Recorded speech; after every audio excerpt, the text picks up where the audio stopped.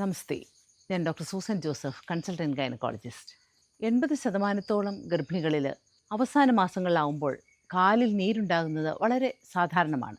എപ്പോഴാണ് നോർമലായിട്ടുള്ള നീരാണിതെന്ന് പറയുക, എപ്പോഴാണിത് ഡോക്ടറെ സമീപിച്ച് വറീഡാവേണ്ട കാര്യമുണ്ടോ തുടങ്ങിയ കാര്യങ്ങൾ നമുക്കിന്ന് ഡിസ്കസ് ചെയ്യാം. പ്രഗ്നൻസിയിൽ കാണുന്ന സാധാരണ നീരിൻ്റെ ഒരു പ്രധാന കാരണം പ്രഗ്നൻസിയുടെ ചേഞ്ചാണ്. പ്രഗ്നൻസിയിൽ ബ്ലഡ് വോളിയം കൂടുന്നു, അതുപോലെ ഹോർമോണിൻ്റെ ഇഫക്റ്റ് വഴി കൂടുതൽ ഫ്ലൂയിഡ് ബോഡിയിൽ റിറ്റൻഷൻ ഉണ്ടാകുന്നു. അതുപോലെ തന്നെ ഈ വളരുന്ന യൂട്രസ് പെൽവിക് വെയിൻ, അതായത് ബ്ലഡിനെ ഹാർട്ടിലേക്ക്, കാലിൽ നിന്നൊക്കെ ഹാർട്ടിലേക്ക് ബ്ലഡ് കൊണ്ടുപോകുന്ന വെസൽസിനെ ഒബ്സ്ട്രക്റ്റ് ചെയ്യുന്നു. അങ്ങനെ പല കാരണങ്ങൾ കൊണ്ട് ഈ കാലിൽ നീരുണ്ടാകുന്നു. സാധാരണ ഉണ്ടാകുന്ന ഫിസിയോളജിക്കലായിട്ടുള്ള പീഡൽ എഡീമ എന്ന് നമ്മൾ പറയുന്നത് രണ്ട് കാലിലും നീരുണ്ടാകും. അതുപോലെ തന്നെ അതൊരു ഗ്രാജുവലായിട്ടുള്ള ഡെവലപ്മെൻറ്റാണ്. ആ സമയത്ത് കാലിൽ വേറെ കളർ ചേഞ്ചോ അങ്ങനത്തെ പ്രോബ്ലംസ് ഒന്നും ഉണ്ടാവില്ല. അതുപോലെ തന്നെ റെസ്റ്റ് ചെയ്യുമ്പോഴത്തേക്കിന് സാധാരണ ഈ നീര് കുറയുന്നത് കാണും. അതിനാലാണ് നമ്മൾ രാവിലെ എഴുന്നേൽക്കുമ്പോൾ നീരുണ്ടാവില്ല. Towards the end of the day കൂടുതൽ നീര് കാലിലുണ്ടാകാറുണ്ട്. അപ്പോൾ എപ്പോഴാണ് ഇതിന് ഡോക്ടറെ സമീപിക്കേണ്ടത്? ഒരു കാലിൽ തന്നെ നീര് ഉണ്ടാകുന്ന ചില കണ്ടീഷനുണ്ട്. അതായത് DVT, പ്രഗ്നൻസിയിലുണ്ടാകുന്ന ബ്ലഡ് ക്ലോട്ട്. അപ്പോൾ കാലിൽ വേദന, റെഡ്നെസ്, ഒരു കാലിൽ തന്നെ നീര്, അങ്ങനെയൊക്കെ കണ്ടാൽ ചിലപ്പോൾ ഈ DVTയുടെ പ്രശ്നം ഉണ്ടോ എന്ന് നമ്മൾ റൂൾ ഔട്ട് ചെയ്യണം.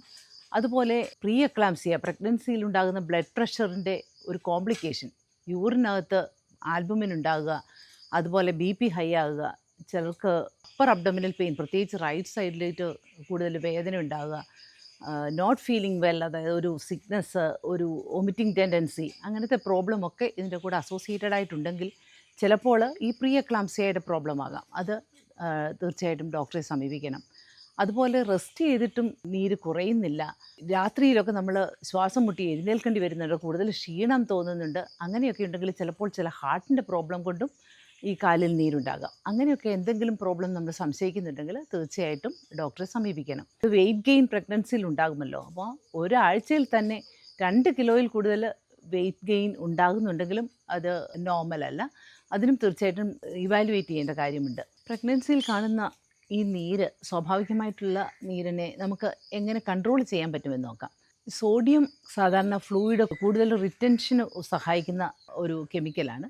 അപ്പോൾ കൂടുതൽ സോൾട്ടിനകത്തുള്ള സോഡിയം കൂടുതൽ ഫ്ലൂയിഡിനെ കൂടുതൽ ബോഡിയിൽ റീറ്റെയിൻ ചെയ്യും. അതിനാൽ സോൾട്ടിൻ്റെ അളവ്, എക്സ്ട്രാ സോൾട്ട് പ്രഗ്നൻസിയിൽ അവോയ്ഡ് ചെയ്യാൻ നമ്മൾ പറയാറുണ്ട്. പ്രത്യേകിച്ച് പ്രഷറിൻ്റെ ടെൻഡൻസിയൊക്കെ ഉള്ളപ്പോൾ ഈ ഫ്ലൂയിഡ് കൂടുതൽ റീറ്റെയിൻ ചെയ്യാതിരിക്കാൻ പൊട്ടാസ്യം സഹായിക്കും. അതിനാൽ പൊട്ടാസ്യം കലർന്ന ഫുഡുകൾ, അതായത് കൂടുതൽ പഴവർഗ്ഗങ്ങൾ, കരിക്കും വെള്ളം, അങ്ങനത്തെ കാര്യങ്ങളൊക്കെ, ഈ പൊട്ടാസ്യം കലർന്ന ഫുഡ് കൂടുതൽ പ്രഗ്നൻസിയിൽ ഉൾപ്പെടുത്തുക. അതുപോലെ പ്രഗ്നൻസിയിൽ നമ്മൾ ഈ ഗർഭിണികൾ പ്രത്യേകിച്ച് അവസാന മാസങ്ങളിലൊന്നും ഒട്ടും ആംബുലേറ്റഡ് ആവുന്നില്ല. അതിനാൽ കൂടുതൽ നടക്കുകയും ഒക്കെ ചെയ്താൽ ആ കാലിലേക്കുള്ള ആ ബ്ലഡ് സർക്കുലേഷൻ കുറച്ചുകൂടെ നന്നായി ആ നീരിൻ്റെ ആ പ്രോബ്ലം അധികം ഉണ്ടാവാതിരിക്കും. അതുപോലെ നല്ലതായിട്ട് ഹൈഡ്രേറ്റഡ് ആവണം. ചിലർക്ക് പേടിയാണ് വെള്ളം കുടിക്കാൻ. ഒന്നാമത്തെ കാലിൽ നീരാണ്, ഇനി വെള്ളം കൂടെ കുടിച്ചത് കൂടില്ലേ എന്ന പേടിയാണ്.